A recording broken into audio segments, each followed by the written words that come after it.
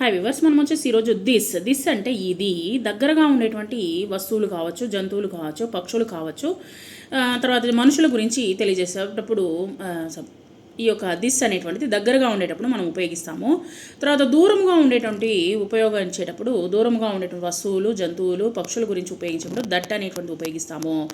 These అనేటువంటిది పక్కన ఉండేటప్పుడు ఎక్కువ ఉన్నప్పుడు వాటిని దీస్ అనేది ఉపయోగిస్తాము. దోస్ అనేటువంటిది చాలా లాంగ్ డిస్టెన్స్లో ఉండేటప్పుడు, ఎక్కువగా ఉండేటప్పుడు బహువచనంలో దీన్ని దోస్ అనేటువంటిది ఉపయోగిస్తాము. దిస్ బుక్ ఈజ్ మైన్, ఈ పుస్తకము నాది.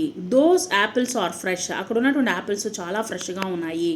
This car belongs to my father, ఈ కార్ వచ్చేసి మా ఫాదర్ది. దోస్ ఫ్లవర్స్ ఆర్ బ్యూటిఫుల్, అక్కడ ఉన్నటువంటి పువ్వులు చాలా అందంగా ఉన్నాయి. దిస్ పెన్సిల్స్ ఈజ్ బ్రోకన్, ఈ పెన్సిల్ వచ్చేసి ఈ యొక్క పెన్సిల్ వచ్చేసి ఇరిగిపోయింది, ముక్క ఇరిగిపోయింది.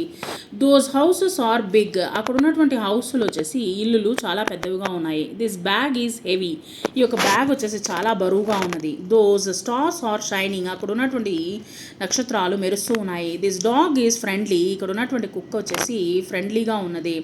దోస్ చైర్స్ ఆర్ న్యూ, అక్కడ ఉన్నటువంటి చైర్లు, కుర్చీలు వచ్చేసి కొత్తవిగా ఉన్నవి. దిస్ డ్రెస్ ఈజ్ ప్రిటీ, ఇక్కడ ఉన్నటువంటి డ్రెస్ వచ్చేసి చాలా అందముగా ఉన్నది.